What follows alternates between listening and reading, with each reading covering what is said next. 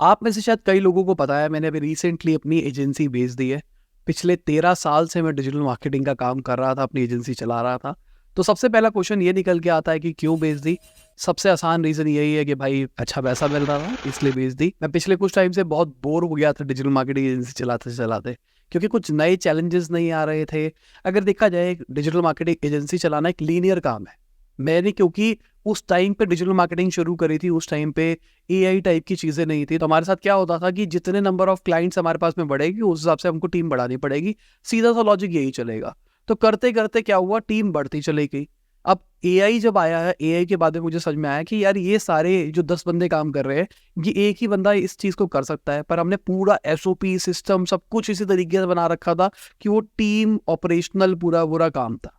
तो अब मेरे पास 2 ऑप्शन थे। एक, सबको निकालो और रीस्टार्ट करो, या फिर जैसा चल रहा है वैसे चले रहने दो। तो मैं पिछले कुछ टाइम से जैसा चल रहा है वैसे चले रहने दे रहा था, और यही चीज़ मुझे एक्साइट नहीं कर रही थी। फिर उसके बाद मेरा एक इंटरनेशनल क्लाइंट था, उसने मुझे बोला कि मैं चाहता हूँ कि यार मैं आपकी कंपनी खरीद लूँ, क्योंकि मैं चाहता हूँ कि उसको इस लेवल पे एक्सपेंड किया जाएगा, ऐसे किया जाएगा, वैसे किया जाएगा। मैंने कहा यार मुझे समझ में नहीं आ रहा, मैं इस लेवल पे एक्सपेंड नहीं करना चाहता, क्योंकि वही लीनियर वाला गेम मुझे समझा रहा था।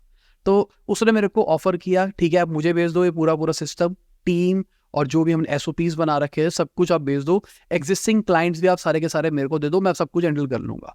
और मुझे एक अच्छा उसने एक्स रिटर्न दिया मेरे रेवेन्यू के ऊपर। तो बहुत टाइम डिस्कशन के बाद में, ऑलमोस्ट मैं कहूँगा 6-8 महीने ये चीज़ मेरे दिमाग में चली, मेरे को करना है नहीं करना, करना है नहीं करना, और फाइनली मैंने उसको बेच दिया। अब एजेंसी मैंने बेच तो दी है, तो यहाँ पे एक छोटा सा क्लॉज भी है मेरे साथ में कि 3 साल तक मैं एजेंसी शुरू नहीं कर सकता।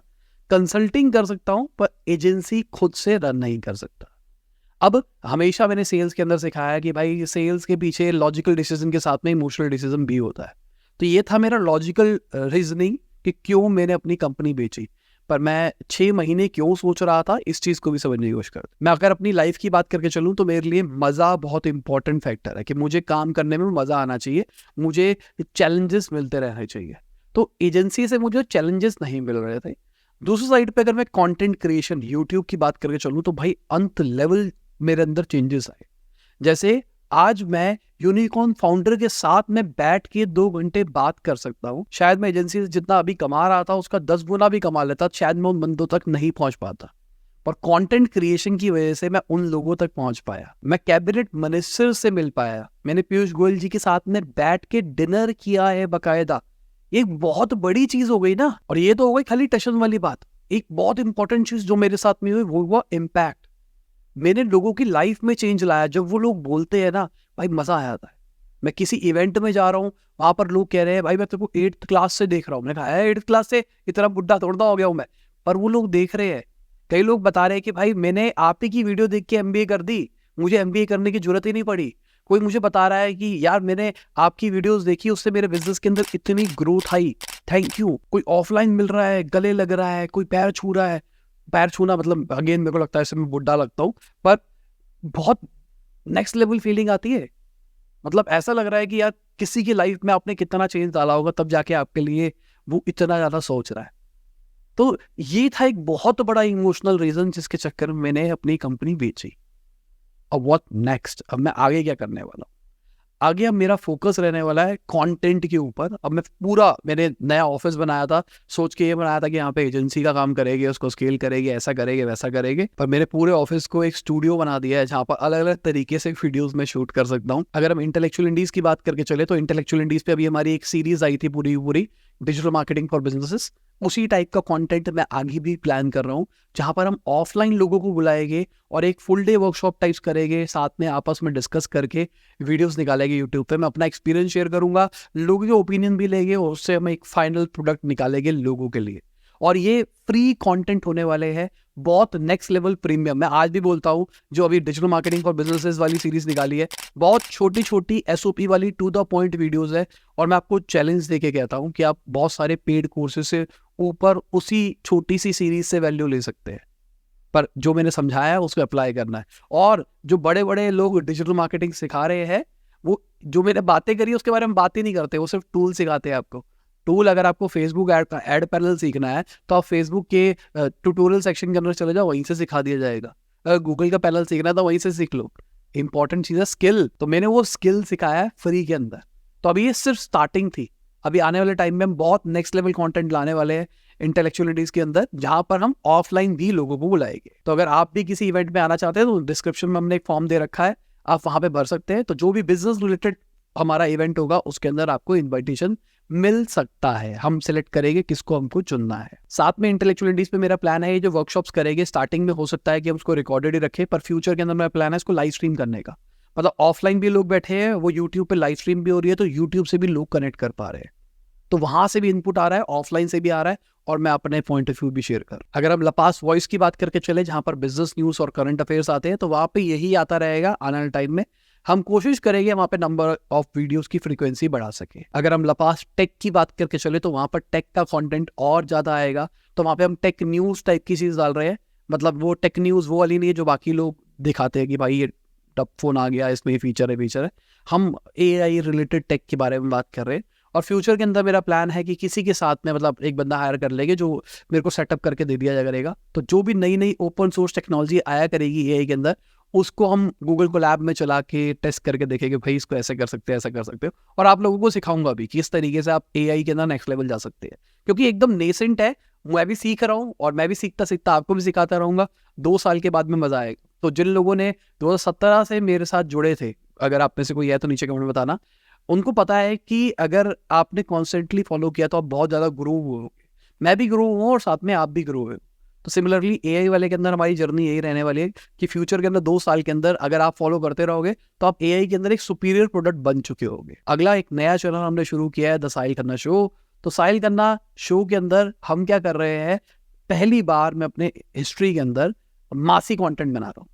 अभी तक जितने भी चैनल थे वो एकदम क्लासी टेक्निकल ऑडियंस के लिए, जैसे इंटेलेक्चुअलिटीज की बात करके चले, हम कह रहे हैं स्टार्टअप्स और बिजनेस एंटरप्रेन्योर के रिगार्डिंग ही बात करेंगे और कुछ बात नहीं करेंगे।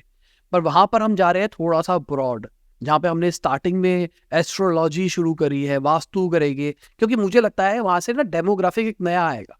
कई लोगों को ये चीज़ सही नहीं लग रही, भाई तुम इस टाइप का कंटेंट क्यों बना रहे हो? देखो, हर कंटेंट की अलग अलग टाइप की ऑडियंस है। मुझे ऐसा लगता है कि इस वाले कंटेंट की डेमोग्राफिक ज़्यादा है। इंटेलेक्चुअलिटीज में मैं कितना अच्छा कंटेंट डाल लूँ, ज़्यादा व्यूज़ नहीं आते और नहीं आएंगे।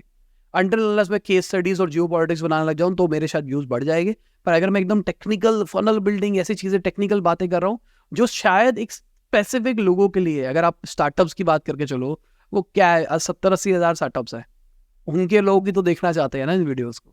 और सबके सब तो नहीं देख रहे होंगे, लिमिटेड लोग ही देख रहे हैं। तो जो मेरा कोर कंटेंट है, कैग बाय LTV, ऐसी वाली चीज़ें, तो मैं कभी एक्सपेक्ट भी नहीं कर सकता उस पर ज़्यादा व्यूज़ आएगी। तो वहाँ पर मेरा एक स्वार्थ है जहाँ पर मैं टेस्ट करना चाहता हूँ कि क्या मैं वाइड कंटेंट बना सकता हूँ। और वाइड कंटेंट बना के देखते हैं, क्या पता उससे बाकी कंटेंट के ऊपर भी रीच आनी शुरू हो जाए।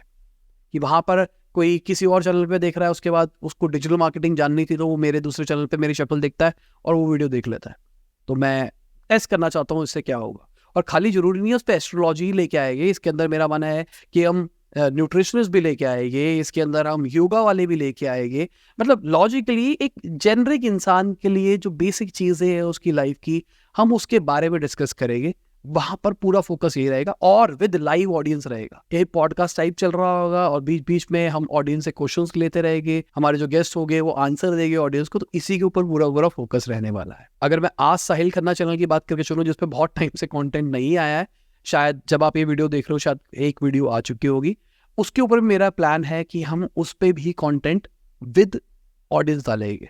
मतलब आज साहिल खन्ना का इवेंट 10 डेज में, 15 डेज में, 1 मंथ में एक करेंगे, लोगों को बुलाएंगे। हमारे पास अभी के टाइम पे 30 बंदों की बैठने की जगह है, तो 30 लोग बैठेंगे। मान के चलता हूँ सबको एक एक क्वेश्चन पूछना है, सबके 30 के 30 क्वेश्चन लेंगे, सबके क्वेश्चन की एक एक वीडियो बना देंगे और आज साहिल खन्ना पे डाल देंगे। तो उसका फोकस इस तरीके से रहने वाला है। तो आपको मेरे पूरा समझाने की कोशिश करिए कि मैं फ्यूचर कैसे प्रोजेक्ट कर रहा हूँ।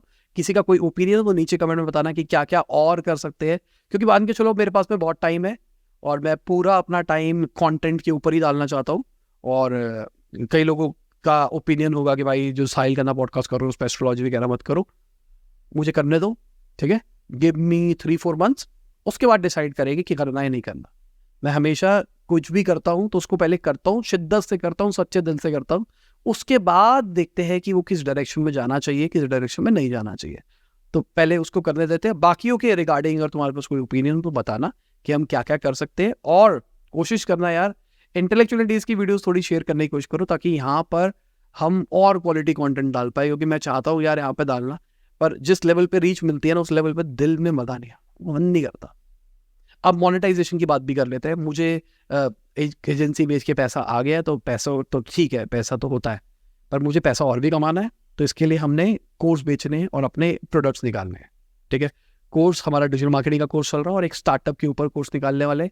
जल्दी शायद मैं मेंटरशिप भी शुरू करूंगा, जिसके अंदर क्या होगा, आप मुझसे डायरेक्टली कॉन्टैक्ट में आ जाओगे व्हाट्सएप के अंदर, या फ़ोन नंबर भी आ जाएगा शायद।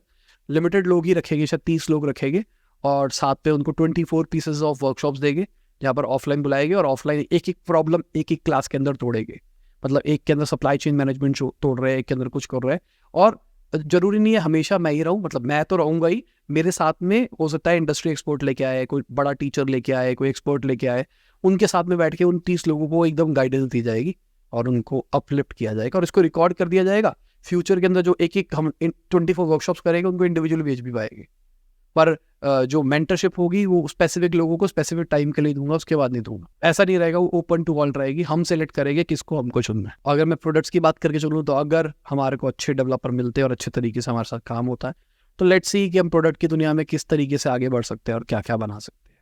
होप फॉर द बेस्ट उसके लिए, क्योंकि मैं उसमें उसको अभी भी मैं सेकेंडरी रख रहा हूँ, क्योंकि वो मेरे पे डिपेंडेंट नहीं है। ये सारी की सारी चीज़ें मेरे पे डिपेंडेंट है और मुझे अपने आप पे भरोसा में निकाल लूंगा, मैं सब कुछ खुद कर सकता हूँ, मुझे कोई टेंशन नहीं है। पर ये टेक वाले में अभी तक हमारा साथ सही नहीं लाया, तो इसलिए वो बन नहीं पाती चीज़ें। बाकी सारी चीज़ें मैं कर लेता हूँ, या फिर मैं लोगों को ट्रेन कर देता हूँ वो करने के लिए। तो चलिए, thank you for supporting me again. और बहुत अच्छा लगता है जब लोग मिलते हैं ऑफलाइन कहीं पे भी और बात करते हैं। बाय, गुड नाइट, शुभ खुदा हाफिज़, गुड मॉर्निंग, आफ्टरनून, जब भी आप वीडियो देख रहे हैं। जय हिंद, वंदे मातरम।